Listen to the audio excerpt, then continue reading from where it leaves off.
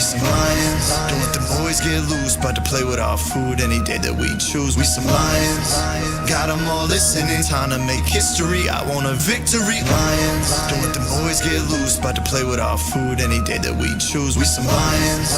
Got them all listening. Time to make history. I want a victory. Lions. Don't let them boys get loose. It's a new day. Honolulu Blue got the boys on a crusade. Campbell throwing dukes. Got golf at the Wings game. Hear his name replay and replay and replay. Got him off the leash every Sunday. David Montgomery, Gibbs on the runway. Take a shot at Jameson and stumble out the hallway. Running in the hutch any day, that's a bad day. They don't wanna bring us up, keep us off the airways. America's team, sick of dealing with these cowboys. Keep it in your hostess, you've been cheating like an off day. We got Slim Shady, you too caught up in Beyonce. Welcome to Detroit, all that grit can go a long way. Panay drawing lines in the ground like a driveway. Trucking up L's at a porter, that's a bad name. Sinners need saints, put our faith in the mom's hands. Lions, don't let the boys get loose. About to play with our food any day that we choose. We some lions, got them all listening. Time to make history, I want a victory. Lions, don't let the boys get loose. About to play with our food any day that we choose. We some lions, got them all listening. Time to make history, I want a victory. Used to line up 100, still keep it 100. Used to be underdogs, now they all running. Now everybody that we play knows we're coming. They used to be talking, now they're saying nothing.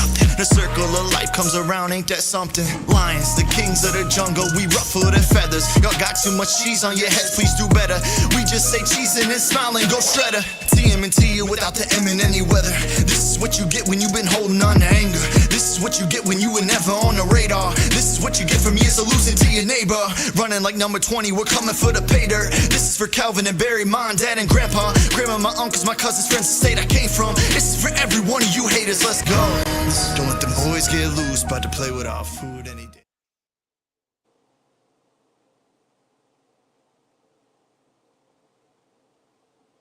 I muted myself, sorry. Welcome to the One Ass Cheek and Three Toes show. I am your host, Nate the Great, and I got my two toes, Beastrilla and Jeremy. How y'all doing? All right, man. Good. Good. That was one of the longest highlight reels I've ever seen that was one-sided. Literally one team. And we didn't cut it or anything. That's just literally the highlights of the game. Like, I think the Jags had 2 field goals, and that was it. Mm-hmm. So let's get into it. So the Lions just basically whooped the crap out of the Jags, which we all expected. No Trevor Lawrence, no Christian Kirk. They had a lot of missing players. Not saying it would have been a close game, but I think they would have put up a little bit more of a fight with Trevor Lawrence and Christian Kirk because those guys are pretty stout in some aspects. But the Lions just trounced them. Came out from the get-go. It was like 28-3 at halftime, and they just unleashed the clip on them. Like, it was bad. Like, they showed no mercy. And I sent y'all a meme earlier in the week, and it was like I think it was a Darth Vader meme where it's like when Anakin goes to the dark side and he's like, don't forget. And it's like from garbage from, I don't know, 1930 to whatever years before 2021. And then it's like, now it's like, okay, we're making everybody pay for it, Exactly. Captain Ashano serves mercy. Exactly. Yeah. I mean, this Lions team is not only beating teams, they're annihilating teams. Yeah. Like, I always say, take your soul away.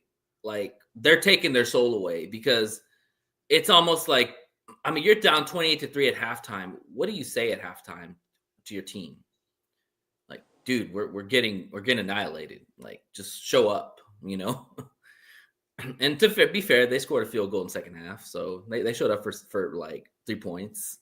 But let's get into it. What are y'all's thoughts? I mean, do y'all have any thoughts on this game at all? The Lions came and did what they were supposed to do. Yeah, it shows a good team. Don't make a difference who's out. And people keep forgetting, keep saying about how other teams don't have people on their team. We don't have Aiden Hutchinson. Mm-hmm. We didn't have Alex Anzalone for most of the game. Yeah. So I mean, come on. I don't want to hear. I mean, we're out 4 starters on defense. That's that's pretty crazy to put up those kind of numbers when you only have 11 starters on the field. Almost a half your defense is not playing. Today we'll be out another starter. So we'll be out 5 starters on defense. We'll get into that in a few. Yeah, we're putting up Madden scores. Yeah, no doubt. It does feel like Madden sometimes because, like, when you watch this team with the offense, Goff just being the maestro he is through the air, even on the ground. Then you got Gibby and Monty or Sonic and Knuckles going at it, and then Amara and St. Brown, like just wide open, and just catching balls crazy. Like, if you guys look at the stats for the season, we didn't really go over like the midway discussion, but that's okay. We're going to possibly have 2,000-yard runners, over 10 touchdowns, and possibly 2,000-yard receivers. That's insane. I don't know when the last time, maybe the greatest show on turf, maybe is the last time that you saw that. Oh yeah. Well, I don't think they had 2,000-yard runners because they had Marshall Faulk. Rushers, yeah, I was going to say. They had Marshall Faulk and they had Bruce and Holt. Yeah, but that's insane. Like, and if Laporta gets going, which we hopefully today that'll be the case, he could be around 500-600 yards. Khalif Raymond's around that area too. It's insane, man. Just the numbers that this team is putting up, and I can't say enough about Jared Goff, man. Like, coming back from a game where some people thought it was a lame duck game, but also a lot of those mistakes weren't his fault. He just bounced back in such a way where you just like, that's why he's in the MVP talks, because he's that good. Like, if we look at the stats so far this season, he's first in almost every category. I don't know what else you could ask for him. Yeah. Really quick, my whole thoughts on the game, everything that happened. It was another day at the office. I know that's not kind of arrogant. No, it was. You're right. It was a business game. On the schedule. About the mentality of the players and how they treated the game after the game was over. They're saying, we ain't trying to embarrass anybody. We're just playing football. And if you weren't showing up to play, then you're gonna get your behind kicked. I'm not going to curse, but you're going to get your behind kicked. Yeah, they're setting the standard. Like, this is the standard for every game. We're going to come out, like Dan said, we're going to hit you in the mouth. You're going to get up. We're going to hit you again, and then we're going to bite some kneecaps. Yep. Like I think I text B in the game. I was like, "There's no more kneecaps. Like, you're literally Lieutenant Dan. Kneecap was got no legs, Lieutenant Dan." Yeah, like, I mean, these are paid professionals. These are athletes. They're not going to take it easy on you. A lot of people talk about running up the score, and going back a couple of weeks ago when Xavier McKinnon said they want to embarrass people. It's not about embarrassing people. You want people to understand that you aren't here to play around. You want to play. Your whole goal is to win the division, win the number 1 seed, and ultimately win the Super Bowl. And if you can't do that, and if you aren't going to show up and play and take us serious, we're going to show you. You're going to respect us, and we're going to run you off the field. This is a game. This is a man's game. It was an utter domination, man. Seriously. Let me ask y'all a question. Do you think part of it, because I was thinking about this right now, do you think part of the reason why the Lions have just really, when they get up big, they just show no mercy, is part of it because they used to be the ones that would get their ass whooped? And then also, too, do you think because of that San Francisco game that they're not taking anything for granted now, that they're putting the pedal to the metal every time they get a big lead and they keep it up? Because in that San Francisco game, we did that. We had the pedal to the metal, and for whatever reason, we let up, we made mistakes and all that, and allowed them to come back in the game and win. Do you think that that's more of the reason why we've just really put it to them early? I think you hit it. I think you hit it right on the head right there with the San Francisco game. I think that's the reason why. And like Monkey says, it's not your team's job to score. It's the defense's job to stop it. So if you can't stop it, that's I don't care. I don't get the NFL whines about or teams in the NFL whine about us putting up points. That's just stop it. If you can't stop it, well, oh well. The only thing the NFL can do is find the players, which he did. They did Damo for the obscene gesture from the beast mode. Marshawn Lynch, But it was kind of funny because I saw one of the pictures, and I think the Lions had like 3 celebrations, like pictures. Like, one was from I guess anime or something like that, or I don't know what it was. And the other one was JMO's. And then the Kamehameha, you've never seen that before? No, man. Oh my gosh. That's past my days. That's some Dragon Ball Z stuff right there. there. Yeah, I didn't watch Dragon Ball Z. But anyways, it's just funny, like when you see a game like that where the creativity of all the celebrations are coming, it's just fun. To kind of wrap up this part, you know, I like how you said it, Jay. It was a business game. It was the next game on the schedule. I don't think anybody, Lion fans, sweated it, you know, because this team is so good that you know, at some point they're going to turn it on. The Titan game comes to mind. When I went to the Titan game, we were 14-14 into the second quarter or around the second quarter. And after that, they just shut them out. Just like we're not playing with our food anymore. Like, let's just give it to them, you know? And I think that's what Dan tells them at halftime if the game's closed. Like, hey guys, stop playing with your food. Like, let's get back to playing Lions football, you know? Older than me. Hey, Monkey say your past days is Dragon Ball is older than you. Yeah. I didn't watch Dragon Ball Z, but good to know. Good to know. I thought it was something anime. To be fair with you, Nate, I didn't watch too much Dragon Ball Z. I just knew it existed, and I did see watched a couple of series. I just wasn't really into it like that. That type of anime.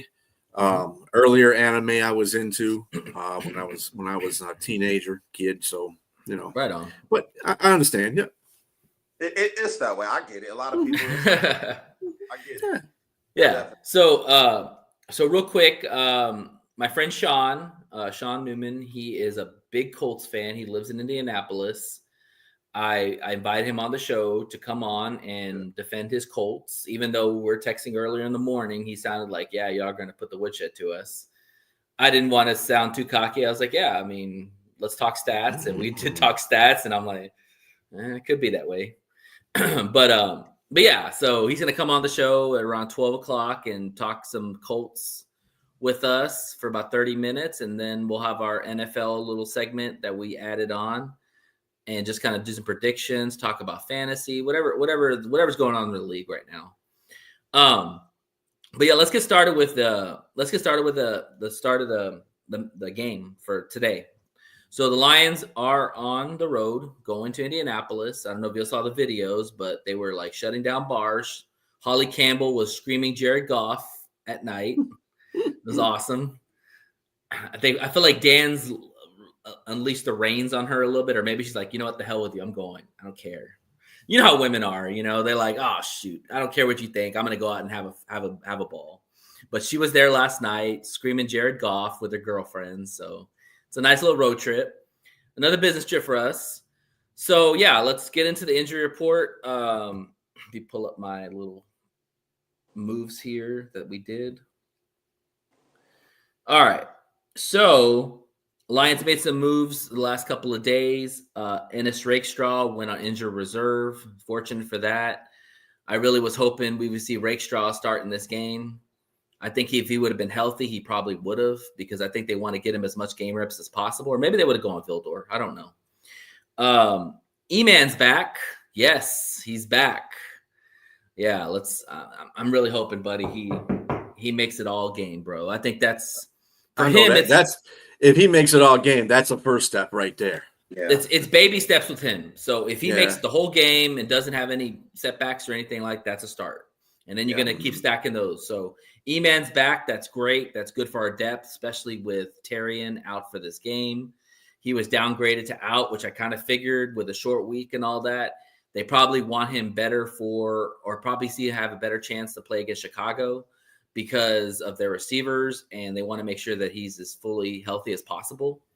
And the Lions really if they get up early, they really got to get the guys out of the game, because this is a very short week. Like they ain't gonna do that. They ain't gonna do that. They're not gonna do that. At least the ones that are somewhat banged up, they need to get those guys out of the game. Especially if they expect them to play Thursday. But like I was saying, I think the reason why Arnold was downgraded is because they knew that they're going to play Thursday, and so they want to make sure that he's probably got a better chance of playing Thursday. Didn't want to run him out here. I respect that. Plus, they got depth. They got E-Man back. They got Vildor. So, Well, I think the reason why that even happened in the first place, it's hard to play corner with a groin injury. It is. Because you have to stretch, you have to when you backpedal, you got a lot of groin action going on when you backpedal, and then you have to turn around. You're moving around, and I don't know if you ever had a groin injury before. No, but I can imagine where that area is and the pain. Yes, the pain. Yeah. Do you think that he plays Thursday? Yeah, depends on how he does through the week. Like I said, groin pains are. Mm-hmm. Some players can work through them. It depends on their pain toleration, and some players can't. So we'll see what happens. I think Monday will be a test to see if I'm sure they're going to put Arnold in practice because they're going to be practicing Monday and Tuesday, most definitely. There's no days off here, so they're gonna have to be pressing, and hopefully we can get out of this game without any injuries. Also, because that's another thing. And I would imagine anybody that does get injured is probably not going to play Thursday, because that's a very short time to recover and all that. And so hopefully hope for the best. Also, go ahead. Quick, I do think that Terry and Arnold will play, because if you remember, I know you guys watched the Dan Campbell press conference Thursday. He kind of sounded confident that he'd be ready to go this week, and he re-aggravated it. And we don't know the level of the re-aggravation, but we just want to sit him out. Let's take this as precaution, and then we probably use him on a short week. Yeah, he's a young guy. You don't want to rush him back. I mean, this is why they put Rakestraw on IR, because they want him to get fully healthy for the playoffs. And they know they had options. You know you have Vildor, a guy with experience. And E-Man coming back is huge. It's huge, because if E-Man can be anything like he was before the injuries, he can be a serviceable cornerback for you. He's a very physical, long guy that can make plays. So let's not forget about, we have consistency in Amik. Amik is probably like the second best free agent we signed. Next to Ziegler. So I mean, two of them, those two right there are the best free agent signings we got. Yeah, Meek's holding it down in the nickel spot, man. Like I said at the beginning of the year, Amik is the man. He's like a Brian Branch, older Brian Branch. That's what he is. He can sniff out, running plays to the outside. He's I was he's worried not Brian Branch though, but he's on that level. Yeah. I was worried when Brian Branch was moved to safety, because he was such a good nickel cornerback. But when they got Amik Robinson and he locked down that slot spot, I was like, okay, that gives me more comfort, because knowing Brian Branch is balling out at safety, now you've got Meek Robinson at nickel, and then that 2 spot is Terrian's when he comes back. So the last move I want to talk about is David Long. We picked him up from the Titans practice squad, or Titans roster, and put him on our practice squad. He is elevated for this game. We didn't talk about this because this move was made after Anzalone got hurt and is out for pretty much the season. What are y'all's thoughts on David Long? Anybody? I think that he's a solid pickup. Now, obviously, he's not going to take the place of Anzalone, but I think that he's a guy with veteran experience and a guy that can be effective in the run game. I'm not sure how they're going to do things with the passing, because Anzalone was a great pass coverage guy as well. So I don't think that he's serviceable. He's serviceable. I don't think he's going to get maybe 20 to 30 snaps a game. I think he'd probably come in on certain obvious rundowns and stuff like that. So I think he's serviceable. I'd say that my confidence level in him is about a 6.5, 7. His run grades the last couple of years have been in the 90s. Yeah. So now you see why the Lions picked him up, because if anything, he can help in that run defense, which is what they pride themselves on, is stopping the run. Coverage so much, he's not so great in coverage. That's okay. For me, I just look at it like this. This is Jack Campbell's ship. Yeah. This is why you drafted Jack Campbell. Yes. People want to crap all over the pick and the whatever it is. This is why you draft him, because at some point, the linebacker position is such a violence position. You're always trying to take people's heads off. You're going to get hurt. And unfortunately, BB is the one that hurt Anzalone. Yeah. He was his friendly fire, man, sucks to see, but he's everywhere. But Jack Campbell, this is why you drafted Jack Campbell, because all I heard in preseason is Jack Campbell is playing like a vet. Jack Campbell's making all the calls because and Dan brought this up in this presser. When Anzalone was out in the preseason or out in the training camp, Jack was taking all the calls. He was doing everything. And Shep has talked multiple times about how Jack has been ready for this and he's good to go. I think you lose a little bit of speed with Anzalone being out because Anzalone is a pretty good athlete. But I think you get more not intelligence. You get more football intelligence with Jack because Jack is a freak of nature when it comes to knowing the defense. Like, he was coached under Kirk Ferentz. If you know anything about Kirk Ferentz, death taxes and Iowa defense. Yeah. That they pride themselves on in tight ends. And as much crap as I give Iowa for being a rival kind of sort of the Big Ten, I can definitely say that whenever you're going up against Iowa's defense, you're in for a long day. You're not. They're gonna be disciplined. They're gonna be smart. They're gonna make the calls and stuff like that. They're gonna make your life a living hell. Yeah, and when that translates to Jack Campbell, they didn't only necessarily pick him up for his abilities, but it was his way of leadership. For sure. He was a captain. He was a captain on the Iowa. That says a lot right there. I would say that his leadership is just on the level of Aiden Hutchinson because he talks to the secondary. He talks to the guy, hey, move over, pat him on the back, move over. You're supposed to be here. That's the type of game we need from Jack Campbell. We need you to be. I'm going to say really quick that I think today we need Jack Campbell to be our best defensive player. He needs to be the one to jump off of the screen because you're filling in he has to because you're talking about two guys that can run the football at a very high rate with AR and Jonathan Taylor. Exactly. So you definitely need Jack to be at his best and Rodrigo, and then Nowoski, and then you've got Neiman, and then you've got Long. So let's not forget Davius Smith. Dude, how did I forget about him? Because he just got on a team. Like this is something that a lot of people underestimate. You can't underestimate the depth of this Lions team and who they have because you may look and be like, this guy may not be anything, and then he comes out here and just jumps off the screen and make big plays, game-saving plays, right? And I look at Nowoski, like you just mentioned, Nate. Nowoski has been one of the quiet, best undrafted guys in the league. Yeah. Nowoski has came in. They already knew that they wanted that guy, and they knew he was going to come in and make a big impact. And look at what he did.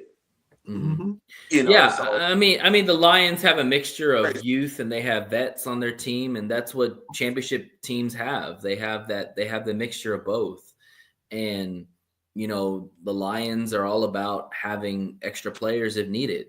Dan always preaches that his practice squad is basically like an extension of the 59-man roster because he knows that 53-man roster because he knows they're going to need them at some point. And he's true. Look at the injuries we've had. We've had 4 players on defense go out for the year, and we've had other players we've had to pick up and step up and all that, pick them on practice squad, bring them up and all that. So this team doesn't utilize – I've never seen a team utilize a practice squad as much as we do, but that's the reason why. So I've never seen anything like it before. I can't see. I knew it because I didn't see it. I didn't see any of this coming, In fact, we always talk about worries and injuries, and then it's just like now when a player goes down, you're like, we got somebody to step up. It's building the culture. It's building the development, and that's really what these coaches are about. Like every coach, if you listen to them talk, the same thing comes out of their mouth. Yeah, we prepare our starters. We prepare our backups to be starting roles. Yeah, because I may text you guys. We may say something in the group. Be automatically saying, man, I ain't worried. I'm not worried. And I'll be like, I'm a little bit worried. And he'd be like, well, you'll see why you shouldn't be worried. And they go out there and just pedal to the metal, And give AG credit, man. I mean, AG deserves all the credit in the world. You lose 4 starters on defense, 5 today, and you just hope to keep on ticking. And when you listen to the pressers of these guys, like they're so confident. Like we're going to do it. We're going to get it done. Like AG's like, we're going to have a plan. We're going to be fine. they just breathe confidence in this team, and they should, because like I said, if the general's not panicking, the soldiers don't panic. And it starts with Dan. Dan is the ultimate confident guy you want to be around, and it just bleeds to everybody in the organization. Mm-hmm. So outside of the injury report, anything else y'all want to add to that? Tackle Bernard Raymond for the Indianapolis Colts is out. He is a starting tackle. So yeah, I think they're out 3 linemen. I don't think they're. Let me see. Here we got. That was Sean. That was Sean's point to me. He said that they're out 3 linemen starting on their line. Well, Raymond is a very good tackle. He's one of their best tackles on that line. They got R. Kelly. Ryan Kelly is one of their centers, and he's been out. Yeah, he's a big one too.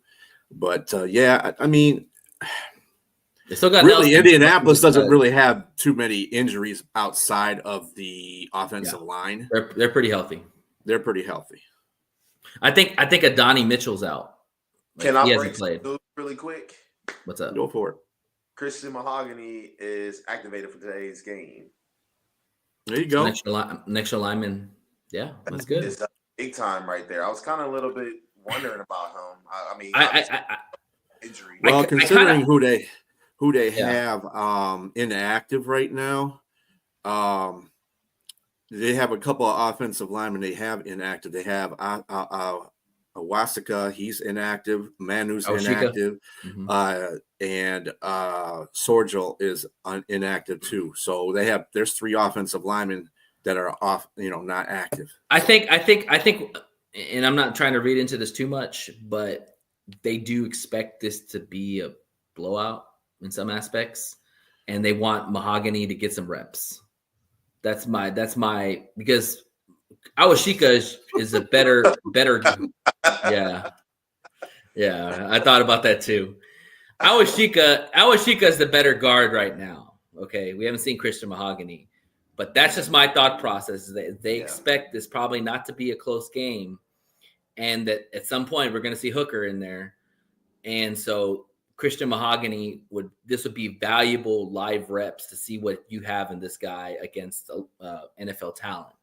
So that's great. That's great. He's had a long recovery to come back. I'm glad he's back on the field. I'm sure he's excited for this. Definitely. Christian Mahogany, I'll say this one thing about him is when they did a scouting report when they drafted him, one of the scouts that I really listened to his opinions because he's usually spot on a lot of players. He said this is a plug and play guy. Mm-hmm. And, but the Lions have so much depth that, he'll be ready at some point. Especially when you've got Graham is up there at 30. You've got Ziegler, who's just the fountain of youth right now, playing well. But you have those other guys as your backups, and and Hank the Tank is just hell of a guy developing players. Yeah. If and I'm glad you said that because I was going to bring up something. I think Christian Mahogany is probably one of the more slept on players. If you hear Bill O'Brien, they talked to him when he was at Boston College. Oh, you knew they were like, this guy's going to be special. This guy is actually going to be really good. So, for sure, man. I can't wait to see the guy out there. All right. Well, the man of the hour is here, so I'm going to bring him on, Mr. Sean Newman. Hey, Sean, how you doing? Already repping the Colts. I love it. We're repping. Ready to go. Let's go. Doing, yeah. Welcome to the One Ass Cheek and Three Toes show. Thank you. Happy to be here. Yeah, man. Happy to have you, man. We love to do this little crossover with having a fan from another team. Just come on the show, just chop it up with us. Let us know what your thoughts are, defend your team and all that. And let's go at it.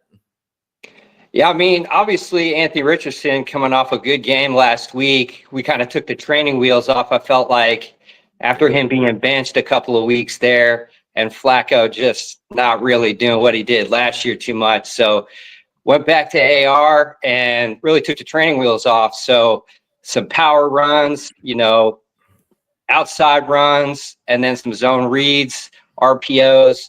It was tough to stop for the Jets, and the Jets, I feel like, had a pretty good front line. So we'll see if we can continue that on this week. One big thing with AR, as you guys probably know, is his completion percentage down near 44% for the year. So we got to watch out for that. Third down conversion is pretty low. And I know with your guys' safeties in the backfield there, ready to pick the ball off, you better be ready for that. But if we can establish that run, I think we got a chance. Let's talk about AR, because I think that's been like the biggest bully pulpit for fan bases for the Colts. Like, some days they love him and the other days they're like, oh, what the heck's this guy doing? What is the pulse for AR right now? I mean, you mentioned that they benched Flacco, which I'll be honest with you, I'm surprised they did bench AR, because he's a young guy. You got to let him go through the lumps. I mean, if you're going to make him a starter from day one, you've got to keep with it, because the worst thing you could do to a quarterback is take his confidence away. And I understand Joe Flacco, is a good quarterback, but he's also 38, 39 years old, so, but what is the pulse right now with AR? What is y'all's thoughts on him? Well, first of all, to touch a little bit on the benching, there was a lot of off the field stuff. I don't know about a lot, but there was certainly some off the field stuff that changed Steichen. I think the front office, Jim Irsay, as you guys may or may not know, he has a heavy influence on what goes on with his team. Jones, absolutely, yeah, for sure. Yeah. So if he sees something he doesn't like tapping out of a play, he's going to take action. The week before that game, he got benched. Dallas Clark, you guys may know, is in the Ring of Honor and was inducted the week before. He was on the Super Bowl winning team for the Colts back in the 90s, right. Played tight end. Mm-hmm. And another Iowa boy. There you go. Right. So, the rumblings in the media, especially with Pat McAfee and stuff, with how he tapped out, and then some of the off the field stuff about him not preparing as a franchise quarterback, I think that's really what led to the benching. And so as far as the fan base goes with AR, I think if they're with me, you got to, like you said, you got to tough it out through the lumps and bumps. He's going to grow. We're seeing growth, but he does make some decisions that remind me of Carson Wentz, where he just tries to be Superman. And with guys on his back, he's trying to throw the ball. A lot of turnovers, man. So there is that. But yeah, with me, we got to stick it out with this guy, see if he's going to be the guy.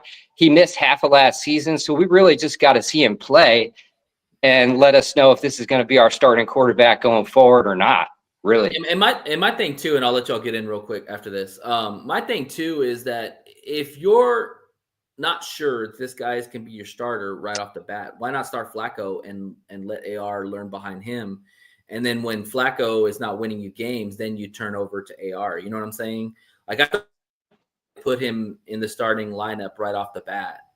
I don't know if that was more Irsay or that was Steichen. I'm probably say Irsay more, because you put a lot of capital in this guy. You want to see what he has, and you got to sell tickets too. And this guy is box office, We've been on the quarterback carousel with Wentz, Matt Ryan, et cetera, et cetera. So I think the fan base's patience is running thin on the old, 39-year-old quarterbacks. For sure. It's not the most sexiest idea to put a 39-year-old back there that can't move. Go ahead, guys. Get in there. What do y'all have questions yet for Sean? Sean, how you doing, man? My name is Germany. You can call me Jay. What up, Jay? How you doing, man? So I got a question for you. I know this is probably a question that you can ask any team that faced the Lions. What do you expect from your defense today? I know that they've given up 27 total touchdowns to date, if I'm not mistaken. And you're going up against a high-power offense with Jamison Williams, Amon-Ra, Sam Laporta, and you got two good running backs out there playing at a Pro Bowl level in Jahmyr Gibbs and David Montgomery. What do you expect from your defense? What are some things you want to see from your defense to slow the Lions' offense down? Absolutely. We're rolling with Gus Bradley. This is year 3, and schematically, I'm frustrated with him overall. I think the whole fan base is. This cover 3 shell defense is easy to pick apart, and we've been getting run over. We're 28th ranked in overall defense and something like 25th in the run. And so what we need to do is get to the quarterback, really. We put a lot of investment in defensive ends and the interior. So Grover, Stewart, Buckner, Kwity Paye on the edge, Latu. Those guys need to come in. We got Tyquan Lewis just came off IR. He can get to the quarterback. And so really we're going to need to get to the quarterback, put pressure on Goff, hopefully get him off his spot, make mistakes. As far as stopping the run, I'm concerned, really. Our linebackers, EJ Speed and Zaire Franklin, they're undersized. And quite frankly, they just haven't really been up to speed as far as I'm concerned. You know, that Nick Cross is making a lot of tackles at the safety position, having to come down because, you know, these guys are getting to the second level. Joe Mixon in week 1 ran all over us, and we've been getting ran over by a lot of what I would consider average to above average running backs. I'm concerned with your elite 2 running backs there, two-headed monster. So we'll see how we do, but we got to get pressure on the quarterback, and we got to contain. Yeah, gotcha. Really quick, B, before I turn it over to you. So I'm assuming that matchup that you're really looking for is like Kwity Paye up against maybe Penei Sewell or DeForest Buckner on the other side. What matchup stands out to you the most? I mean, offense? To be honest, I'm not too well versed on y'all's, you know, staff in its entirety, trying to keep up with my guys and what they're doing. So I couldn't really say on a matchup standpoint. I mean, I know you guys got a couple safeties that are the real deal and everything like that. But as far as personnel goes, I'm not real up to speed on your guys' line. Just trying to keep up with my guys and we've had a lot of moving pieces, so I don't blame you, man. Gotcha. We're trying to keep up with our situation. In your lifetime, have you ever thought that you'd say, you know, this Lions team, they're actually legit, man. You know, considering we've been bad for so long. You know, it's crazy we say that now. Good for y'all, man. You know, I'm always for a team that hasn't necessarily been there a whole lot to come up like y'all are. So, yeah, good for y'all. You know, Colts have been in the same boat of being kind of meh a lot of the time. So, good. Run with it. I hope you guys win the Super Bowl. Hey, man, let's go. I like to hear love it. Yeah. He's been very supportive of the Lions. I'll say that. For sure. Go ahead, B. Yeah, to say that. Really, I don't really have too many questions on this game as far as the comparisons between both the teams. In your opinion, though, because we're gonna stick to your offense versus our defense, what do you think they need to attack? What do you think is a weak spot in our defense that they need to attack the most? Yeah, from what I understand, you guys have trouble getting to the quarterback. So I think if we could keep Anthony in the pocket, get him some time to look downfield, we'll look for deep shots with Alec Pierce. I mean, he can bust the game and wide open with one play. So, yeah, that's what I'm really looking at is to try to keep up with your high-powered offense. We're going to have to take the top off the defense. Looking for Jonathan Taylor to establish the run. We are down 3 offensive linemen, so I don't know how big those holes are going to be for Jonathan. But if we can get AR going and some RPOs with Jonathan Taylor and then take some deep shots, play action to Pierce, I think we'll have a shot. I'm glad you said the deep shots because I think that we haven't seen a lot of offenses attack us deep. And probably because the respect for the safeties we have. Like we have 2 safeties that literally will pick every ball off that comes near them. But if Jonathan Taylor, if we struggle with stopping Jonathan Taylor, one of those safeties got to come down. And then you're talking 1 safety high. And then your chances are a lot better with Pittman and Downs and Pierce. Real quick, is Adonai Mitchell, is he on IR for y'all? No, I don't believe so. He's been getting less and less snaps. Okay.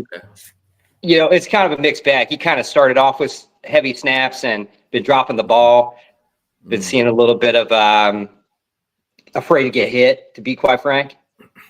Yeah, I like Adonai Mitchell. I'm not a UT fan, but I did follow his game at UT, and he's a good receiver. Yeah. Oh, he's got some talent. Yeah, he's got some talent, no doubt. But lately, he's been getting more snaps, and so we'll see. He's kind of mixing it in there with the other, wide receivers. That's one area Ballard, I think, has done a good job with over the last several years is shoring up our wide receiving core. So, we'll probably start Pittman, who's dealing with a back injury. Not so sure he should be on IR either. He's been dealing with this perpetual back injury. And then we got Downs, obviously, and Pierce, A.D. Mitchell mixed in there as well. And then the tight ends, Mo Ali Cox, Colin Granson, and Ogletree will mix in there too. But yeah, our tight end production has been next to nothing. So when I look at this Colts team, they're kind of built the same way the Lions are. They're predicated on their run. You don't want your quarterback to make a lot of mistakes, and you have some good skill positions, and you have an aggressive defense. So in the grand scheme of things, if we look at the division that y'all are in, I would argue that outside the Texans, maybe y'all are the second best team in that division. Oh yeah, 100%. I mean, I don't think y'all. I don't think y'all record, reflects how y'all play. Sorry, but yeah, for sure, I would even agree that we're the best team in the AFC South for sure. I don't know if they're there on the Texans yet. They're both good teams. They're both good teams. They're definitely better than the Jags. They're better than the Titans. For sure. Mm-hmm. But what are your thoughts on that, Sean? Yeah, I think that our divisional record hurts us a lot. That's going to be the showstopper, I think, on winning the division this year. Just one of those deals. The way the schedule rolled out, a lot of our divisional games were right up front. We played Texans week 1. And you're running out a rookie quarterback, which is going to make it difficult right off the bat because it takes time. Yeah, so I think just the logistics of the way the schedule was laid out, it was going to be tough. The Jags, surprisingly, are not good. They're horrible. We thought going into the year that they were going to be pretty good, up there maybe fighting for second with us. A lot of people did. Yeah, going into the year, we always knew that it was going to be Houston that we'd have to topple to get the division, and lost both those head-to-heads. Yeah, sure. Yeah, your division always plays tough against each other anyway. It doesn't make a difference who has a good record or not in that division. It seems like I've seen Indianapolis when they were, I think it was like two or 3 years ago when they were at the top of their division. They've had problems with people in there, Houston and Jacksonville and Tennessee. And when Tennessee was like on its down path, it was still giving you fights. So that division is really hard to completely run through as a division, as a team in there. So yeah, I agree. I mean, we lost to the Jags at the Jags. They beat us 10 years in a row or something crazy like that. Just one of those things. Mm-hmm. But yeah, we have a tough division, at least within our own division. I don't know how strong it is outside the rest of the divisions, but Texans pretty good. Mm-hmm. Yeah, they are. They're really good. They're really good. They gave us fits. There's no doubt about that. I got a question for you. Now, obviously,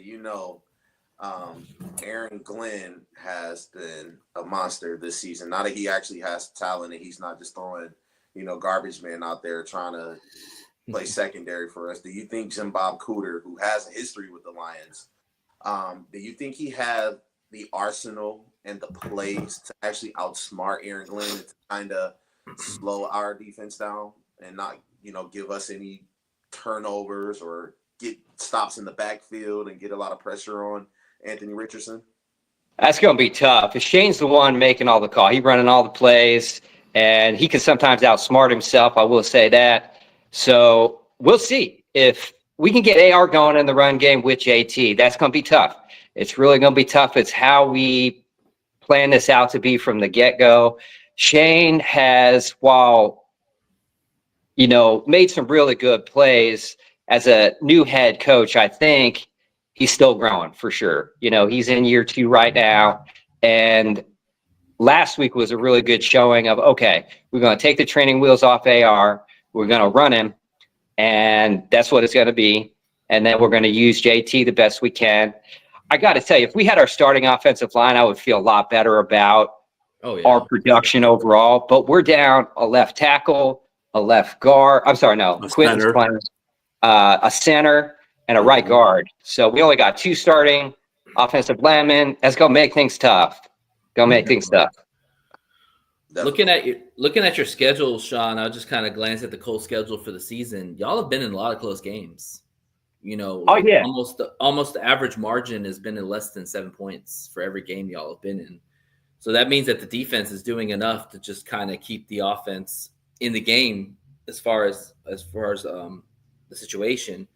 But y'all have had some impressive wins. Y'all beat the Colts. We are the Colts. Y'all went toe to toe with the Texans. Got within 10 of the Bills. At some point, the Bills, y'all were kind of playing really well in that game, and then it kind of like fell off a little bit, and then beat the Jets, a good defense. So, yeah, y'all are not a team to mess with. I'll tell you that right now. I mean, we're not going to lose to y'all, but it's gonna it could be a game. It could be because it's on the road, and the Colts do have a great home environment. And anytime a team goes on the road, it's tough, like you've got to take the crowd out of the game, and you've got to establish what the Lions do best, and that's run the football and protect the football. Are you from Indiana? Indiana? Oh, yeah. Yep. Yeah. Okay. Is it true that it's a lot of Lions fans down there right now? I keep hearing it, but I'd like to hear from somebody who actually is there, because have you seen a lot of blue, Sean? That's not your blue. Definitely, yes. And if you look at ticket prices right now, they're $250 a piece per person, and that just doesn't happen any other game. So I have a feeling you guys are bringing it like the Steelers travel very well. And, Detroit's not too far from here, so I wouldn't doubt that it's going to be. How far is it from, Sean? It's about 5 hours or something like that. Okay, it's not not far. Not bad at all. Yeah, not bad at all. Maybe not even, because I took a trip down there recently. It was, it's not that far, not at all. Not at all. Yeah, and a couple of weeks ago when the Lions faced the Houston Texans, down there in Houston, the Lions forced the Texans to use the silent count. That's big, right? Wow. And when you have a team like the Colts, Indianapolis, that's so close to Detroit, Lions fans tend to want to go down there and, cause noise. Do you think that the fans are going to play a big role in today's game? Are you worried about that at all? I mean, possibly. If you guys are filling half that stadium, which I surely hope that's not the case, or if you guys are bringing enough noise, I will say that is a loud environment. It's a retractable dome type of situation, so it gets loud in there. Mm-hmm. And I could hear during the Steelers game that it was, you could hear when we had the ball, the fans cheering. So yeah, if it becomes a situation where it's really loud for AR, it could complicate things for him. I don't think he uses the silent count. I know he doesn't really too much especially at home when he doesn't have to. But knowing the Colts faithful, we're not going to let that happen. You all got a very prideful fan base. The season ticket holder, the season ticket holder group, and just overall fans. So it won't be half full, but I'm sure you guys are going to bring some noise for sure. Yeah. Sure, well, you do have Pat McAfee, who's at the game right now. Pat McAfee, man. What a character that guy is, man. I've never seen a punter with so much swag in my life. Right. Okay, real quick. I'm glad you brought that up. Sean, bigger question. Who's a bigger celebrity in Indianapolis? And I know this it could be a duh question, but I don't care. Is it Pat McAfee or Peyton Manning? Peyton Manning. Oh, yeah. His statue is outside the stadium. That's fair. Definitely Peyton Manning. Yes. I would say their personalities are very different. Peyton's more chill, dry humor, and Pat McAfee's just off the cuff. Like that's who he is. And I feel like the young generation probably would side more with Pat McAfee, but on the old generation, we'll probably side more with Peyton Manning because he's just a class act. You know what I'm saying? Not saying Pat McAfee's not a class act. I'm just, Yeah, you're probably right about that. And Pat McAfee's huge. I mean, everybody watches his show now. It's amazing how far he's come. He started with stand-up comedy here locally, and he had this vision to become who he is now. And I kind of thought, man, there's no way. But here he is. Look at him. He's built it up, man. Give him kudos, man. He's built up his whole thing, man. And now he's on ESPN. It's crazy. I never thought his show would ever be on ESPN because they use the F word profusely. But he is. He is beefing with Zaire Franklin. I don't know if you guys have seen Zaire Franklin's podcast, our starting linebacker, but they've been having some beef about some of the stuff going on about AR. Really? Oh my goodness. Probably because he called out AR, because I know he was one of the biggest persons to call him out, saying, I can't believe what I just saw, a quarterback tapping out. You know, what does that mean for a franchise and all that? Mm-hmm. What was up with that? I'm sorry. I have to ask you, what are your thoughts on that? I know that probably raised some antennas and kind of raised a little bit of concern that your starting quarterback, who you invested in, you know, tapping out of the game. You know, you not because you're injured. You know, how do you think that affects the locker room, affects the coach? Well, yeah, the locker room certainly it affected, and I think just the shockwaves it sent around the whole football world was something to be seen. You know, yeah, national media folks spending minutes upon minutes on AR tapping out. Now, what I will say in his defense is that he did run, I believe it was 3 plays back to back to back, either scrambling or designed runs. And so for anybody else doing that, you could see it. You could see it happening for a wide receiver or running back, but a quarterback, I mean, even we were just going to get up there and run the ball anyway. I think there was short time left. Mm-hmm. And so, but still, you know, you got to get up there and hand the ball off or something. I think for me, it's the optics, because we've seen quarterbacks play with broken legs, bum ankles, bad knees, you know, having to be carried onto the field and into next play. And he didn't suffer an injury in that situation. He was just tired. Like, you know, I remember Donovan McNabb, like he was throwing up in the Super Bowl. I agree, Monkey. Yeah. Yeah. I agree. But like, it just wasn't a good look, you know. Not at all. And the way he explained it wasn't good either. Like, dude, think of something else. Like, I mean, we have a player that literally shit in his pants and said he sat on Gatorade. Like, come on, man. You gotta give a better explanation of that. Like I just don't think he cared. It's like, I'm tired, you know, like, I don't know, man. That's crazy, man. Oh. But I mean, that's what his answer was. He sat on Gatorade, bro. Is Gatorade brown? Last time I checked, I don't think so. No. Right. I mean, oh man, but yeah, the optics. I think that's what got him benched. Really, I really think that's what got him benched. 2-week punishment, and now he's back. Do you think it was right? Do you think it was right that he got suspended? Yeah, or benched. Yeah, I really do. I mean, you can't tap out. I don't care what it is. You were drafted. I saw somebody in the comments said he was drafted for his athleticism, and here he is tapping out. That's like an oxymoron. So, yeah, I bet it woke him up, though, because he sat for 2 weeks, and he wasn't so sure he was coming back when he did. Shane wanted to send the message, and I believe the front office wanted to send the message of we don't tap out, and we don't tap out and then get on the post-game press conference booth and say we tapped out because we were tired.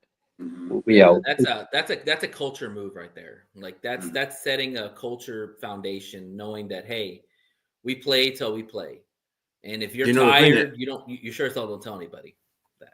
You know, the thing that annoys me about that whole situation is that coaches sometimes I understand they don't want to throw their player under the bus, but when your player admits that to the whole world on a press conference that he got tired and that's the reason why he ran off the field, don't sit there and defend him. I mean, I understand what they did, but your coach is like, well, we didn't bench him for that reason. Yes, the hell you did. Yes, you did. Come on, be honest. Exactly. That's what you did. Stop everybody lying. knows it. It's transparent, you know. No, you're right. You're right. B, if you're going to defend him, then you don't need to bench him. Like you can't walk and chew gum at the same time. Like you have to pick one side. If you're going to defend him, then you don't need to bench him. If you're going to bench him, then say, hey, it was inexcusable. We play football. We're athletes. We train. We do this all season. No one can be tired. Hell, everybody's tired. It doesn't matter. Everybody's hurt. Everybody's banged up. You play your game because you're still collecting a check at the end of the day. Yeah, I think that's a maturity move right there. I think that's like a way he has to grow. He has to grow and say, hey, you know what? I got to be smart with what I do. And like, I don't remember the whole context, like you were saying, if that was a run play or if he ran 3 straight plays or what he was doing. But, you know, you got to be able to, you know, use your voice as well. Like, hey, if I'm tired, I'm going to just hand the ball off. I'm not going to sit back and try to run my life again. And, you know, you have to be, it just has to be some type of. It doesn't matter. I've seen players run down the field 100 yards and then get on special teams and get out there to do the kick return. So, you're paid, you know, there's no excuse. Yeah, you're paid. No excuse. That's yeah. You know. And then, Sean, I was gonna say real quick, Sean, and to give Sean kudos, Sean's a runner. So he can speak to this. Yeah. He does marathons and all this stuff. So, hey, if you're tired, you don't show it. I mean, you run marathons, you're exhausted, but hey, you still push through because it's all about perseverance. It's all about effort.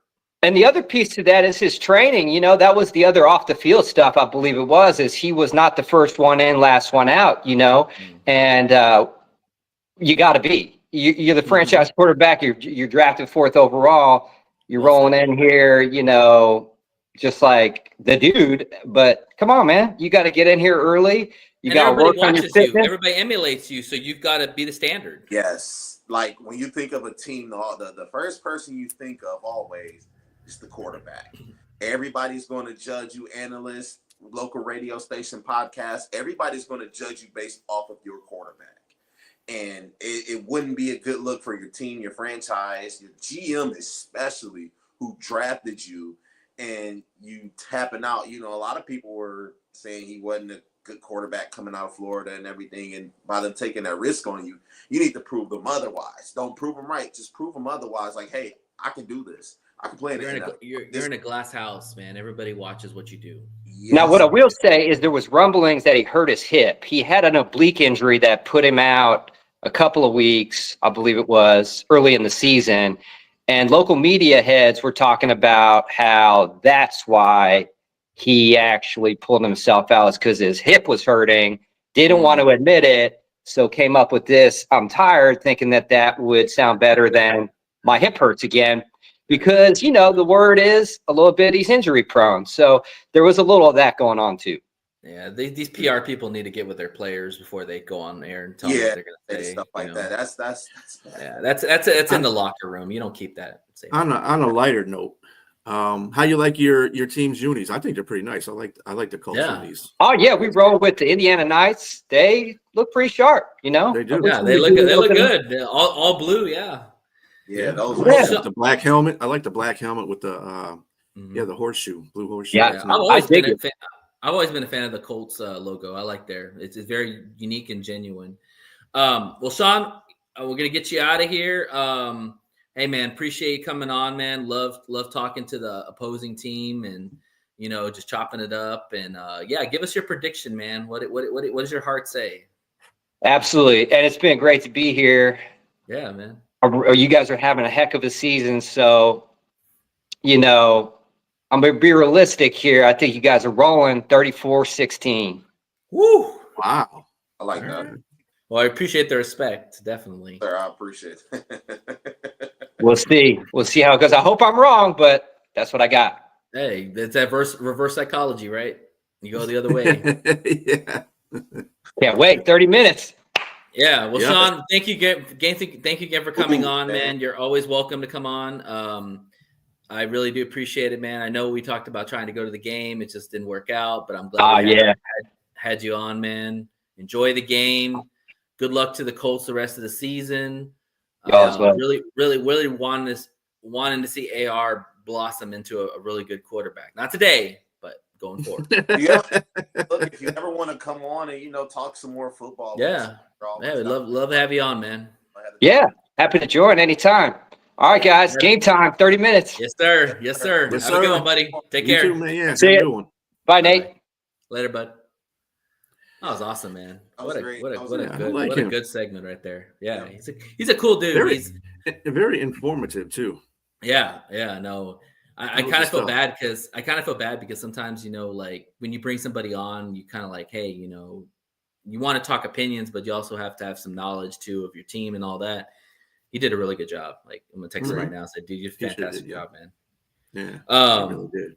But yeah, so Yeah, it was really good. I didn't really get to talk about Taylor, but like, let's talk about Taylor a little bit. Like, what are y'all's thoughts on Taylor? Like, I mean, Saquon and Henry are probably right now the 1 and 2 best running backs in the NFL. And I would probably slot Taylor probably 3 or top 5. What do y'all think on that? Running back? Yeah, right now in the NFL. Or would you put Mixon over him or what? I'll maybe say like top 5. But I mean, you still got Saquon Barkley. You know, you still got Joe Mixon out there. That's still great. You got our running backs, which is I don't think that he's really on level of. I'd say maybe top 5. Okay. Yeah. I feel like he doesn't get the shine as he usually does because maybe injuries, maybe the team's just not that good. But also too, AR takes away from some of the some of his stature because now they have a quarterback that they feel good about compared to the past years when it was just like, oh, stop Jonathan Taylor and you're good, you know. Mm-hmm. Yeah, definitely. Like somebody else that's overlooked. I know we aren't going to just really dive deep into it, but someone like J.K. Dobbins, who really is having a resurgence over there with the Chargers in L.A. And sure, it's kind of hard to gauge that. You can't forget about Derrick Henry either. Yeah, The reason I say Jonathan Taylor is because he's been consistent throughout his career. Yeah. You know, like J.K. Dobbins just recently started becoming what we expected him to be. But Derrick Henry's been doing it. Yeah, exactly. Derrick Henry's been doing it for a minute. Saquon's been doing it since he came out of the draft. And Jonathan Taylor's another running back. I mean, I remember a lot of times. I remember back in the day, Lion fans are clamoring to get him. You know, it would have been nice. It would have been nice. Him and Gibbs together. Whew, man, they wanted him over Swift.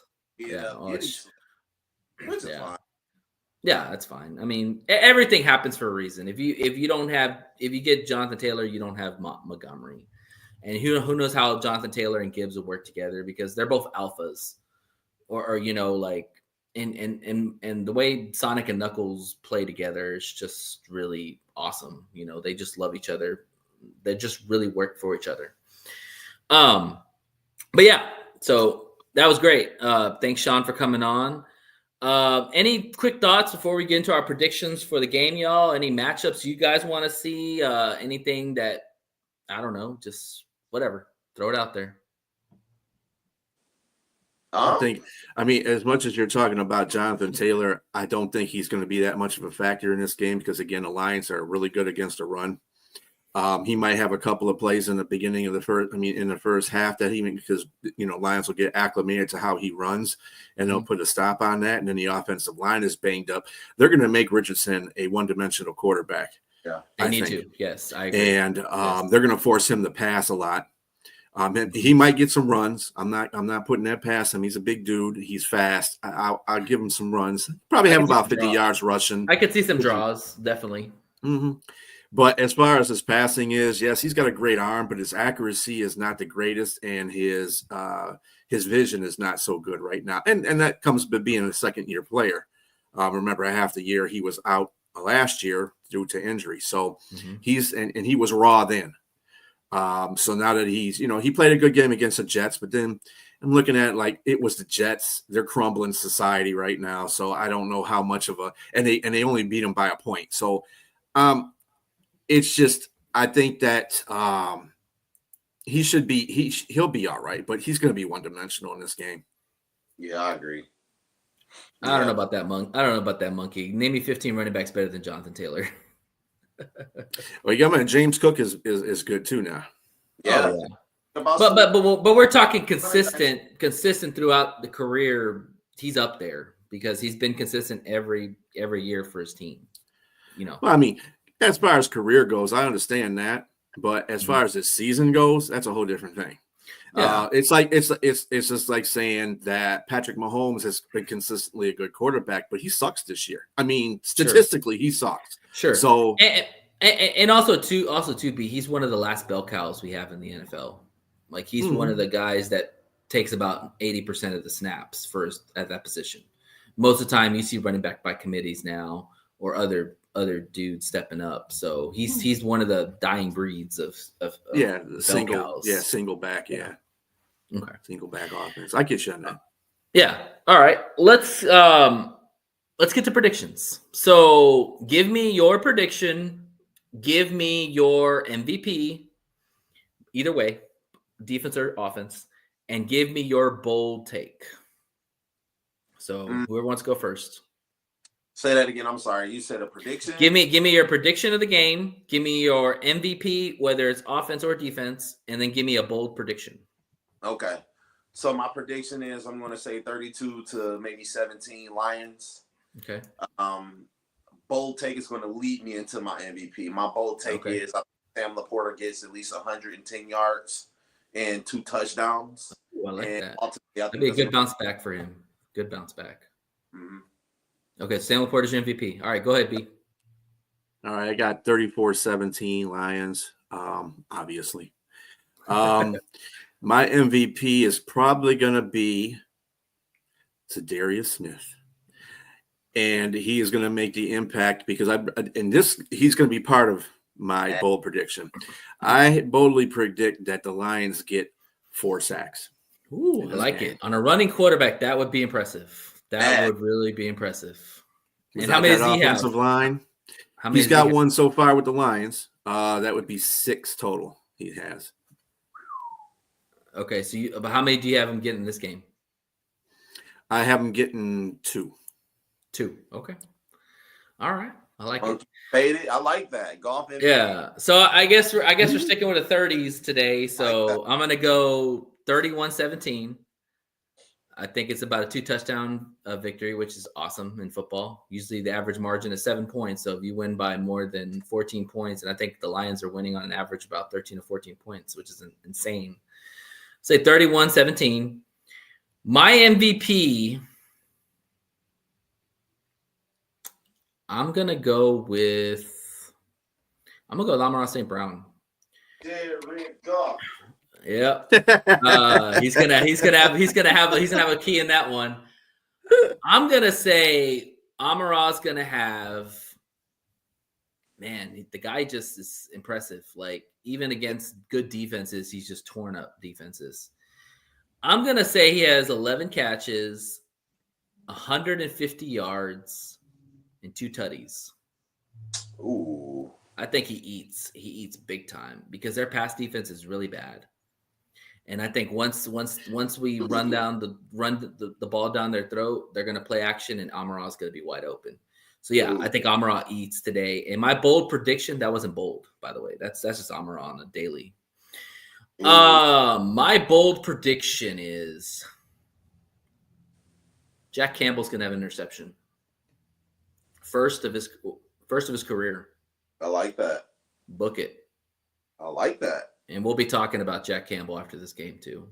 I said this about Jahmyr Gibbs when we played the Raiders because everybody was like, "Oh, I don't know about this Gibbs guy." I was like, "Watch, Gibbs is going to tear it up, and they're going to talk about Gibbs after that game." Hadn't stopped talking since that game. Same thing will happen with Jack Campbell. Jack Campbell will be talked about after this game, and he'll have an interception. Yeah, their defense is not very good at all. They're 28th overall. Yeah. Passing against the pass, they're 26th against the run. They're 28th. Points against, they're 19th. Third down conversion. I tell everybody this. On third down conversions, that's the stat that counts in these games. They're 23rd in the league. Wow. And if you can't stop a team, and Detroit is number 1 in third down conversions on offense. If you can't stop a team from getting first downs off of third downs, you're hit. You can't stop a team on third down, you're hit. So, yeah. And you want nothing more than to put a young quarterback behind the sticks. You want nothing more than that because it'll force them to throw. Exactly. Mm-hmm. And the defense knows you're throwing. All right.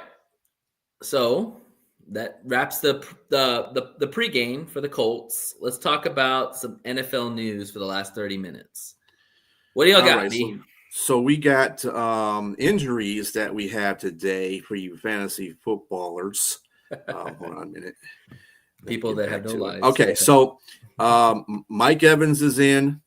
He's coming off that injury. He said he was going to come back this week. Malik Neighbors is back in. So all you guys with Okay, the rookie, that's good. that guy, that's a good. That's Tommy a good guy. DeVito, Tommy Cutlets is now the quarterback. Daniel Jones was released. I wonder how Giant fans feel about Tommy DeVito coming in starting. They're here trying to tank for a quarterback, and Tommy DeVito may be the guy to go out there and just get it done. It's really no different. I mean, if they win, they Prove win. themselves out of another draft pick. Both New Jersey teams suck. This is all I think about that. Keenan Allen and DeAndre Swift are in for Chicago. Sam Laporta, of course, is in. We all know that. And Jonathan Brooks, the running back for Carolina, is going to make his debut against the Kansas City. I like Jonathan Brooks. He's a good runner. Yeah, I want to see what he does today. Actually, I had to sign him to my fantasy football squad because my other running backs suck ass or are hurt. Out is Marshawn Lattimore. Who is Chuba out? I'm sorry. No. Okay, so they're going to run Jonathan and Chuba. Okay, gotcha. Marshawn Lattimore is out.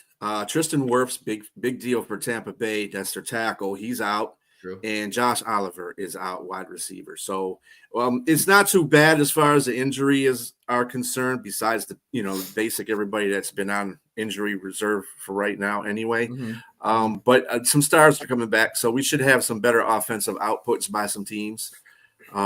I want to see, Neighbors coming back, speaking on the Vito thing.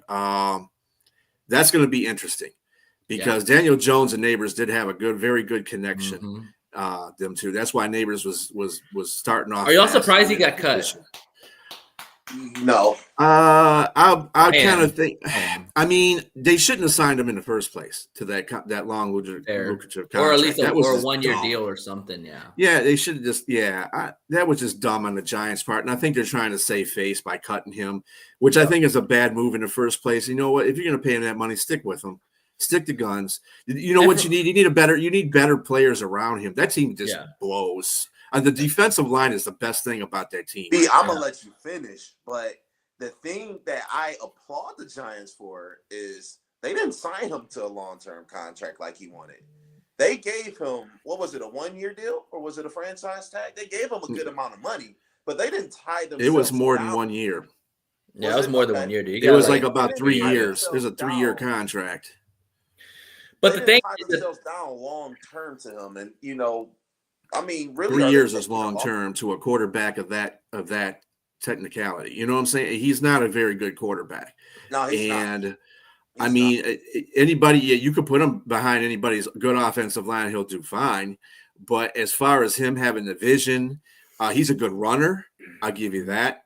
If he has a rapport with one of the receivers, he does use that to his advantage. But as far as looking all over the field, making quarterback decisions, it's not very good. Him and Trevor Lawrence are the same quarterback, believe it or not. They're the same quarterback. I don't know. They have the same. Same stats. They have the same stats. And my thing is that if you didn't, and Trevor plays on a better team. And my thing is, like, if you weren't going to keep him, why not just make DeVito the starting quarterback and run him into the ground and get a high draft pick? Like, why even tie up that money into Daniel Jones if you know that the team's ass and they don't have anything around to build around him, Yeah, Daniel Jones. I'm sorry, I had a little bit of misinformation. Yeah, he got $30 million. Yeah, he was one of the first ones to set the market. Worth $160 million, receiving 81 guaranteed. Yeah, he got paid. Yeah, he got paid. but from my understanding, Daniel Jones wanted out. Because apparently, and I read this earlier in the week, that he was moved to safety. Mm-hmm. Yeah, because he was dropped all the way down to the scout team, basically. Jeez, and then they played him as safety. I mean, that's a slap in the face. I'm sorry. Oh, yeah. Yeah, I would want to be out too, for sure. The way the Giants went through that whole ordeal was just bad. Period. I mean, Daniel Jones is not a good quarterback. He should not be a starter. He should be. Then don't sign him. Don't sign him. Exactly. That's the whole point I'm trying to make. The Giants as a franchise are just shit right now. And the bad thing about it, Dable is a good coach. He is, but he's just they're not giving him nothing. They're not giving him anything to work with. You're starting DeVito, or you can start Drew Lock, but I mean either case, and Drew Lock is pissed now. And he had to go in the office and explain it because he wanted to be the starting quarterback. He said, well, if you're benching him, if you're benching he was the second Daniel, quarterback. Yeah, I don't know how DeVito got up on him. Yeah, I don't know either. Let me ask you a question because you brought up a great point about Dable. Was Dable's success tied more to Josh Allen or was it Dable? Well, I mean, you had to ask Monkey about that because that's his team. You know, Buffalo is. I think it's more Josh Allen. Josh Allen's just a talent, man. He's just a talent. I think that right now, between the two offensive coordinators, I'm thinking Monkey would say he'd rather have Dable. I'm not sure. But, you know, right now, the Buffalo Bills are going through so much success right now. I mean, he just got done knocking off the Chiefs. So, I mean, I don't know how he feels about that, you know, specifically about the offensive coordinator. Yeah, chime in on that, Monkey. And we know you're the Bills fan. And, yes, I saw James Cook's numbers. It's very impressive. I think the Bills are not even a sneaky good team. I think they're even better than what they're advertised as. I want to see the Bills and Chiefs again for the championship in the AFC. I don't think those are must fun games to watch, man. I don't even think the Chiefs are going to make it that long. I think the Chiefs. I'm gonna give you a bold prediction today. Maybe crazy, but I think the Bills. You're gonna lose the Panthers, aren't you? Yeah, I think the Bills make look a little bit human. And I mean, what have we been saying this whole time, man? The Chiefs are the luckiest team in NFL. They get a lot of breaks. They get a lot of fugazi wins. And I mean, they're still trying to prove they're the best team in the NFL, while the Panthers are trying to just play. They're playing a bunch of try-hard guys out there as well. So and Bryce Young has played better. Give him props. He's played a little bit better. Yeah. Oh man, that's my prediction. Bills versus for sure, Lions, for sure. Two teams that have never won a Super Bowl going at it. Like, man, yeah. That'll be fun. There you go. There's your answer about that. Yeah, but I think when you have a talented quarterback, coaching does matter, but big time. But Allen's a big part of. I mean, you see what Allen's doing without Dable. I mean, I think coaching matters a great more than people think it matters. I mean, look at the Lions. Without the coaching that they have right now, they'd still be the SOL Lions. You gotta admit that fact. Dan Campbell, there's no coach like him that can motivate people to run through walls for him. Ben Johnson is built the offense around Goff because Goff is he's not a mid quarterback, but he is at least above average quarterback. But when you put pieces around him, he's going to be great.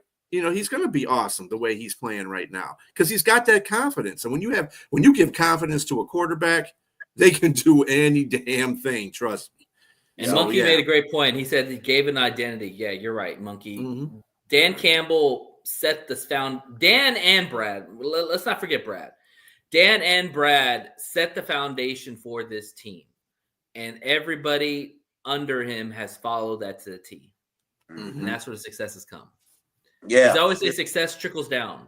I'm not in the business of who you think had a bigger impact on this, but yesterday I was listening to local sports radio, and they asked the question like, "Who do you think if you had to pick one, who would you choose that to say you give a little bit more credit than the other, like for this team's success and for the players' development and stuff like that?" I went with Dan Campbell. I wanted to say everybody because everybody plays a role. Right, but when you look at Dan Campbell, not only is Dan Campbell a leader, but he put the right coaches in place. Like Aaron Glenn was his DC. He already knew it from day one. He knew Ben Johnson eventually would come in and do something because if you remember, Anthony Lynn was the offensive coordinator. He got fired midway through the season, and then he promoted Ben Johnson. That's when the Lions got a little bit more creative. But when you hear the players talk about him, they're always talking about how uplifting he is. They believed in me. You know, he pulls the best out of me. Dan's not afraid to admit when he's wrong too.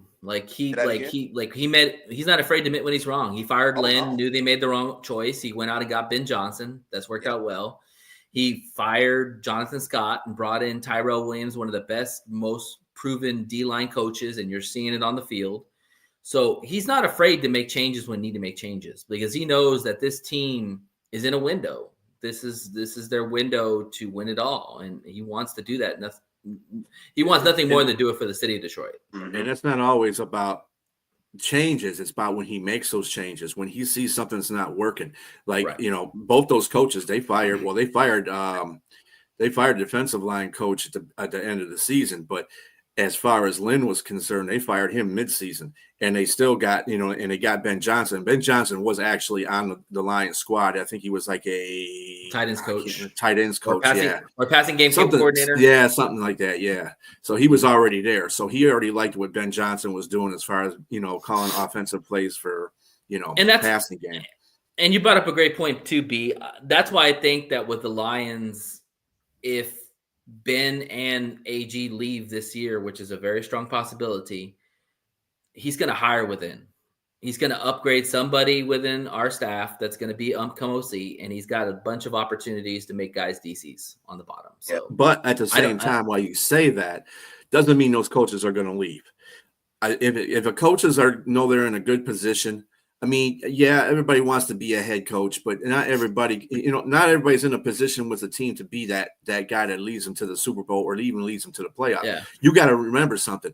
These teams that are looking at Ben Johnson and AG are teams that aren't in a playoff hunt this year, are terrible teams. That means you have to go out there. That's usually who's looking for coaches. Yeah, they have a whole rebuild situation. And you're not going to succeed in your first year 9 out of 10 times. You're not. It's just not going to happen. And I don't know if Ben Johnson or AG are ready to. I think more AG is, but I don't think Ben Johnson wants to be in that situation. And I'm glad he's in a bad organization, And you and me, B, are on same levels today, because I was just about to say that if anybody wants to be a head coach more, it's AG, because he knows that defensive coordinators are not always the hottest commodity in the NFL. It's all about the offenses. And if New Orleans is going to be the first call to him, and I guarantee he's going home. Yeah, that would be a dream situation for him to go coach New Orleans. It's more than a possibility. I'm telling you right now. Yeah, AG will take the job in New Orleans. I 100% guarantee you he will. As our DC, Shep. Right? Yeah, Shep. or Tyrell Williams, either one. But anyways, our defense, he's working hand in hand with the guys. Yeah. Sure. Right there, man. You've seen a lot of him during Hard Knocks. And Yeah. I mean, there's a lot of candidates to give opportunities to. But anyways, let's go back to the NFL talk. We kind of get back to the Lions. So, B, you got some predictions for today? Or you want to ask some games? Well, I want to ask everybody first, what is the game that you would like, besides the Lions game, obviously, what is the game that you're going to be paying attention to most today, or that you want to see? Vikings and Chicago Bears. And what's your prediction on that, Jay? I'm going to say, man, give me the Bears. I think the Bears are due for a win. Give me the Bears like a 23-17 game. Oh, you got scoring 20 points? Wow, that's a Super Bowl for them. I'm going to say Rams and Eagles, man. I think that game is huge for a lot of implications, because if the Rams lose, they're pretty much done. If the Eagles win, or if the Eagles lose, that's huge for us, because that gives us a little more cushion, especially if we take care of business today. That gives us more cushion for the 1 seed, because right now the Eagles are right behind us as far as the 1 seed. And that's all I care about, B. I don't care about the division. We've already won 2 big road games on the road. We can wrap up the division these next 3 games with the Bears and the Whackers at our house. Yeah. I want that 1 seed. That's all I want now. I want that 1 seed. You get the 1 seed, you're almost 70% guaranteed to get to the Super Bowl. Mm-hmm. Give me that 1 seed. Everything goes to 3-1-3. That's all I want right there. All I want for Christmas. Give me the 1 seed. So the other games that we have, Jay mentioned Minnesota and Chicago. Nate, do you have a prediction for that one? The Eagles and Rams. I think it's gonna be a high scoring game. I'm gonna say 30-33. Give me the Rams. I think Stafford has one of those games where he just has to shoot out and he just balls out. So, yeah. And that Rams defense is sneaky good. Don't sleep on that Rams defense.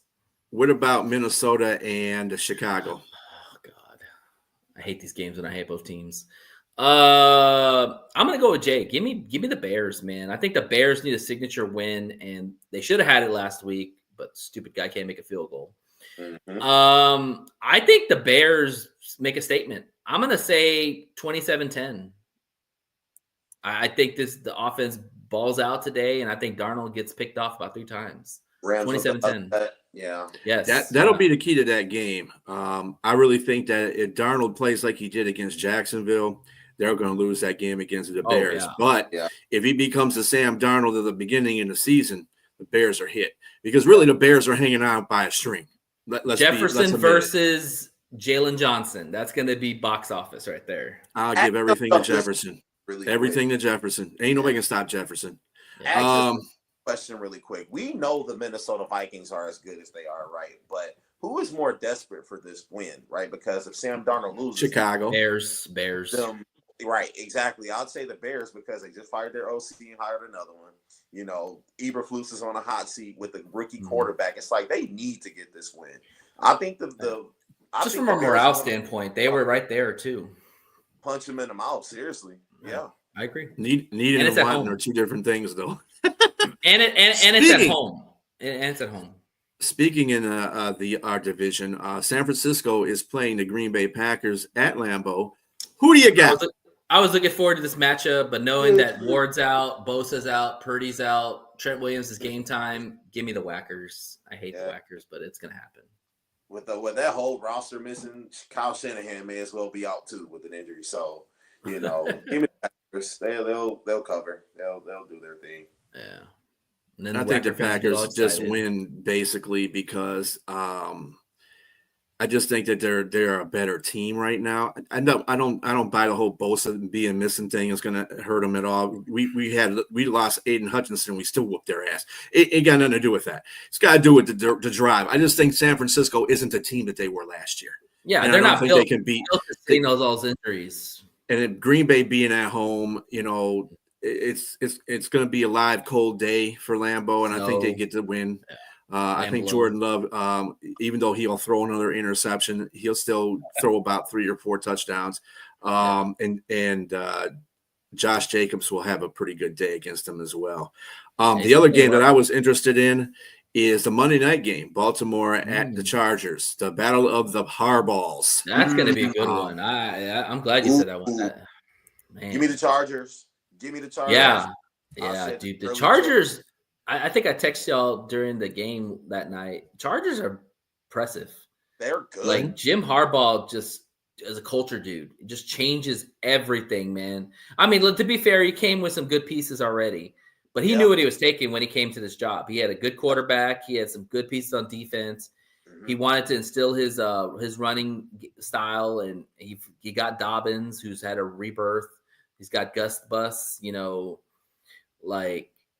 The receivers are good, young with Johnson and Quentin Johnson's really coming on too. Who else? Who was that guy that Joshua Palmer? No. He's another white guy. One. Who's a white guy? I can't say his last name. McConkey. There you go. McConkey. Yeah. I knew. And then they got. And then the running backs committee is good. They got J.K. Dobbins, Gus Edwards. Their offensive line has improved. Yeah. I mean, they're doing everything that Jim wants to, like he did at Michigan, like he did at San Francisco, like he did at Stanford. Mm-hmm. I mean, he's taking teams and turning them around. And I really do think that the benefit of this game and the reason why, and I don't know if it's Chargers for the upset. I think Baltimore is not that good. Their defense really isn't that good, and not like their defense is just crap. And you got to remember something. Guess who's the defensive coordinator for the Chargers? Ex-Michigan defensive coordinator. It seems like anywhere they go, and they impose that defense. They're the number 1 defense in the league right now. San Diego. Talking about Jesse Minter. L.A. Chargers. Another thing. Minter. He's going to be another thing too. Yeah. Another thing too about this matchup is B brought up a great point. The weakness in the Ravens is a secondary. It's really bad, and this could be a Justin Herbert game for him. Like you haven't seen a Justin Herbert game in a minute because they just run the football and play really good defense. But I could see them unleashing Herbert in this game with Johnson and McConkey and Palmer and all that. I think this very well could be a game where they unleash him. So watch out. Yeah, I think Khalil Mack's coming back as well. He was out last game with Khalil Mack coming in there and Bosa, the other Bosa, playing. I think that's the reason why their defense and a lot of injuries haven't hit them this year like they usually does with the Chargers, and that's a good thing. I think it was just all coaching, to tell you the truth. I think the change in coaching made that team a lot better. was. Brandon Staley was over his head. The defense wasn't even good. And when you come in as a hot defensive coordinator, and your defense is not good, and you have Justin Herbert fall into your laps, and you don't know what to do with him, that just speaks about coaching right there. Yeah, I agree with you on this one, Monkey. Charles needs to pass on that third, and that's the other. Absolutely. That's the other guy. That's the other guy that's been playing really well is Herbert. The last game that they played, man, that dude was just throwing dimes. The dude was throwing dimes. So yeah, well, when have you ever had a run-based offense have a quarterback like Justin Herbert? Like it seems like these quarterbacks that are really good have these run-based offenses. It's kind of crazy. Like even Jared Goff, if you watched him at Cal, he was a gunslinger. He was a guy who would throw the ball a lot. And he can run a little bit. But then he comes to Detroit and he's surrounded by the best O-line in the NFL and a two-headed running back tandem. Like, I mean, they're not complaining. Hey, that makes their job a lot easier, you know. Well, geez, the games are starting. Yeah. Any final thoughts before we wrap this up, boys? Not at all. Go Lions. Yes, sir. Lions. And fuck the Whackers, fuck the Bears, and fuck the Vikings. Enjoy the game. We'll see y'all next Sunday at 11. Actually, no. We will be on Wednesday. 8 o'clock. Wednesday right? at 8 o'clock. Yes, 8 o'clock Okay. Wednesday Eastern time. We'll do our pregame because Thanksgiving is for family. So knock it out. There you go. Yes, sir. All right, guys. Enjoy the game. Go Lions. Go Lions. Thank you, Sean, for coming on. You did great, man. Yep, and thanks, Monkey. And I think Rob, thank my you, other Monk. guy, was on there too. Awesome. So, yeah. All right. So, all right. Check you guys out. All right.